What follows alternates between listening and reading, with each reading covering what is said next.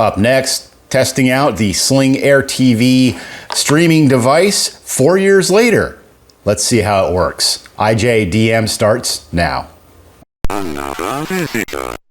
Stay a while. Stay forever. Well, as you can tell, this box has already been opened, and we're going to save you all that on this video. We're going to get right into this and just get to the meat and potatoes. With this device, you get, of course, the power cord, which I already have it hooked up to the TV. You get your Sling AirTV 2 streaming box, and then you get a cool remote and some paperwork in the box, so we don't need to look at all that. Remote's pretty much straightforward, has a big old Sling button on it. It's got the microphone button if you want to use the voice command functions. It's got fast forward, play, rewind, pause, a guide button, info, your cursor here, back, recall, mute, home button, another search type button, I guess, for Google, because this is an Android device, a Netflix button, and a volume button. And this is a decent remote. I mean, it feels good to hold. It's easily accessible with the thumb. The box, I can't really say much about it. It's just, you know, a typical streaming box. They come in different sizes, shapes, and so forth. So let's get this hooked up and talk about it a little bit more and seeing it actually in action. And we're actually going to be pairing this with the local antenna to see how that works with getting local channels.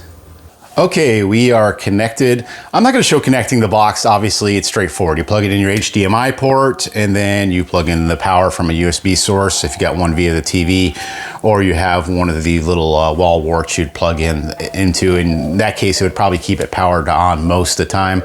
I like the idea that thing's going to shut off when I'm not using it. So, and there's power saving options, obviously, in some of these Android boxes, which is what this has been based upon with their own little shell type thing that they put on top.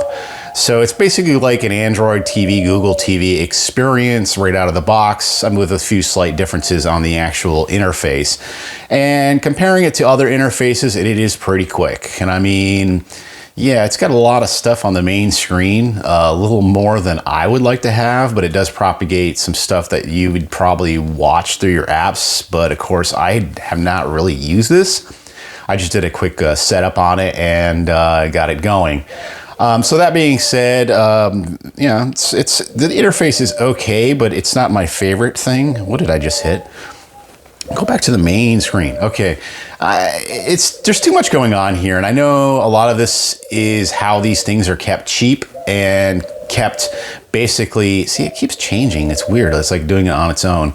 So in my course, I would rather just go to a screen like this so it has all my stuff straightforward.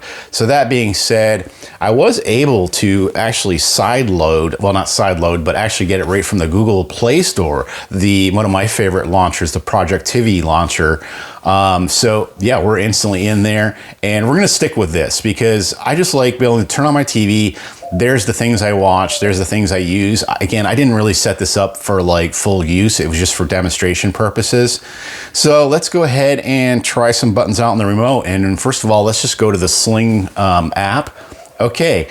First thing, greeted with a home screen. Most people think this is great and maybe they use it. And of course, none of this stuff have I watched or am I really interested in. Maybe a little Top Gear now and then, but I didn't really care for after they changed the main guys out there, what, 5-6 years ago. Of course, they went on to their Amazon show, but yeah, I'm not big on these home screens. And to me, for this whole thing to really work, and keep in mind, this is 4 years later, I heard originally you could have the option for it to go directly to the guide. And Sling TV, you're missing out on a huge opportunity here. With a lot of the older generation trying to cut the cord and save money and just don't want the bills from the cable systems, which actually are starting to, you know, you add them up with the package deals and it's almost as cheap as getting one of these, you know, boxes and then putting all the add-ons, you're paying about the same. So that being said, I'd love to see that just power up and it goes straight to the guide. There should be an options in the settings where you can go into your settings, little gear thing in the bottom and say, start up home screen, start up guide, or start up, what other categories do we have over here on the far left? Startup DVR on demand. I just say have an option for either home or guide. I'd rather have it go straight to the guide. personally, that's where I think there's a huge opportunity missing here. With that being said, interface is pretty responsive. I mean, we're going to compare this with what's on my Google TV box, but yeah, I mean, you hit it and it just goes. It just cruises right through. And the one nice thing about this that you don't get with the experience on Google TV or some of the other ones, say Roku or some of the other streaming devices, is when you're at the main screen, one of the main things I like here is you can hit the guide button and it usually goes to the guide once it's powered up. But I did notice when it goes through a power cycle, it always goes back to that home screen and you have to hit the guide button a couple times before it actually finally gets to the guide. Again, I think it's just something they need to work on, and I know it's 4 years later. I don't know if they're going to continue, supporting their own streaming devices. They should, really, because I look at this as a great alternative for cable. And I did just kind of throw a bunch of stuff in here. Total random. It's nothing I really watch personally, but I just wanted to see what the experience was straight out of the box and trying it with the orange and blue package, trial package. And so far, I'm fairly impressed. I mean, the selection of channels is pretty good. I guess my main thing here that I would probably argue with is the fact that it's just missing a few of the sports channels I'd like to see in here. And that would be my main thing. And I'm just not seeing the sports channels that really I think should have been included in whatever. And I did sign up for the orange and blue package, but it looks like some of the channels might have dropped off or the subscription might have ran out or something. Who knows? We'll go to my other box and one of the ones I got set up in a minute, but this is just for demonstration purposes or whatever. I swear I signed up for that, but I guess maybe something got logged out or so forth or so on. But hey, that happens. It is what it is. But you hit the button and yeah, it goes there. And yeah, it's that. I think that's quick enough. I mean, to me, that seems perfectly fine.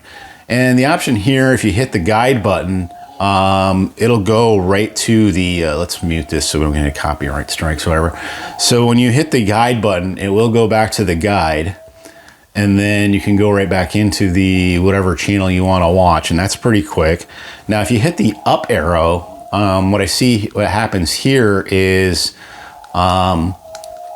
it gives you a PIP option down on the right, which that's kind of nice if you still want to keep on whatever's on and then, do your channel surfing through that. It does work pretty good. The only thing that's really missing here is I like to see a better thing where you're just going channel up, down. And I'm not seeing that. There's fast forward rewind, so you can rewind some shows even beyond where you originally started watching. It looks like maybe not.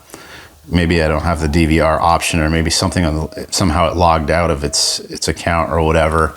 Those weird things happen sometimes with these things. On the menu, you can of course go to favorites, you can go to all channels, you can go to sports categories or whatever. I'm not a big fan of these. I find A to Z and all, there's just too many channels and too many channels I wouldn't watch. So what I went through initially and just grabbed a bunch of favorites and threw them in my favorites list. It generally stays on that every time you go back to it, but anytime you change categories, it'll always normally stay in the last category you're in. Home screen, we already kind of covered that. There's a search function if you want to search for certain shows. And of course you have your DVR function. If you sign up for the orange or blue package, you can DVR movies and stuff and watch them. Most of them, I don't believe you can actually skip commercials. And then, of course, you have your on-demand functions where you can watch on-demand movies. So pretty much just like a cable box, and I'm actually seeing a lot of cable companies actually going to this type of thing with various different interfaces and so forth. So for me, it does work and it's simple. It's an out-of-the-box experience that's really cool and that works really swell. Now, I do have a different account. What we're going to do is switch over. I think we covered the box enough. You can put other apps like Netflix. They work perfectly fine. The only drawback on the Sling TV box is Hulu is not in the store for whatever reason or whatever agreement. Hulu is not available on the Sling TV. I'm sure there's a way you can put it on there or sideload it, but I really don't care because this box is more for demonstration purposes. So this is the way I normally have my Project TV launcher set up when I go to my screen, and most of the apps I normally use, some I rarely use, but anyhow, again, there's the Sling. You go to it with this remote, and I don't have the guide button. So every time it's going in here, I would like to know what the shortcut for the guide is, because I can program shortcuts into the remote to mimic other functions. So I'm curious what the guide button actually is sending. I wonder if there's a way to read that. Anybody knows, make a comment below on this video. Yeah, so this one's logged into a different account I set up because I wanted to try out the actual, really the whip topping, the cream cheese. The big thing about this is your availability to watch your local regional channels via antenna anywhere. So I can grab one of my sticks that has this installed and set up and go to Miami. I can go to Atlanta. I can go out camping somewhere if I get internet signal, and I can watch my local channels. And that is absolutely amazing. I know going in the future, it may be more difficult, but right now, this is one thing. If you're watching this video that you're considering on Hulu Live TV, I'm not discouraging you from it. It's a great service as well, but it's very limiting in the fact that you cannot use it everywhere. It's pretty much, once you get it set up in your house, that's it. They'll allow you to change the location 3 times, and then it's locked out to whatever location you were at last. So this is not the case. It's just pulling it from your box at the house, and I have tried this remotely and it works perfectly fine. Maybe a little bit more lag because it's connecting back to your home network, but the picture quality looks okay. I can't say it's as good as when I'm going through my HD home run. It's almost like it's in a 720 type mode. But that being said, again, it's all fine. And I can go back and switch channels, and let's see what other ones we get. We get Grit. That is very neat, very cool. Yep, that's definitely Grit. That's intentional. That one looks really dirty for some reason. Then we have, oh God, what channels can we go to? MeTV, yes, there's MeTV. In the Tampa Bay metro area, we get roughly, depending where you're located in the city, I'm in an area of the city called St. Petersburg, in the greater Tampa Bay area. And not too far, maybe about 15, 20 miles from where most of the antenna towers are located. So I have my antenna mounted approximately about 30 to 40 feet up in the air. So I get about roughly 100 to 112 channels based on weather. Most of those, of course, are home shopping things and religious and so forth.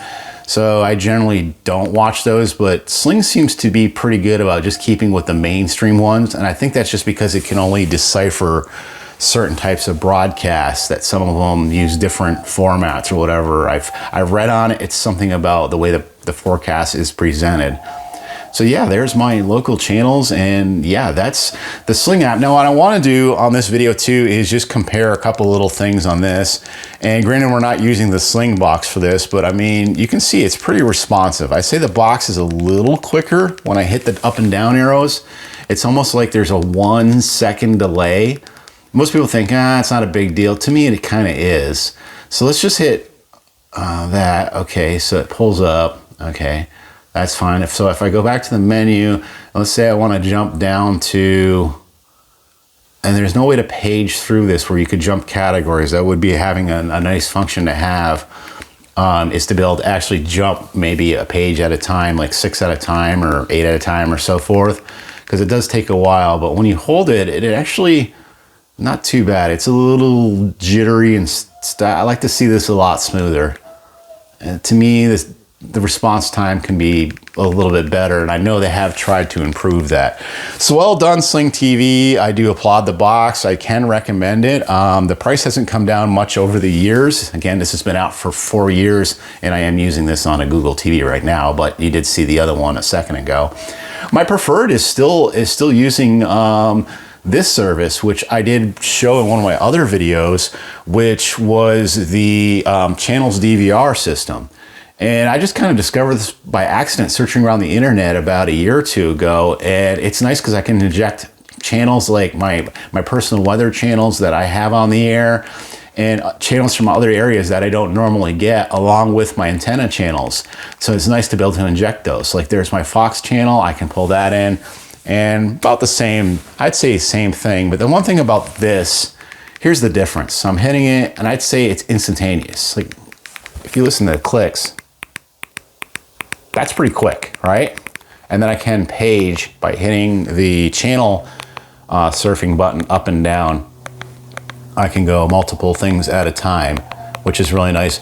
But the one cool thing, and it's hit or miss sometimes if you do this, if you hold down on it, look at that thing go.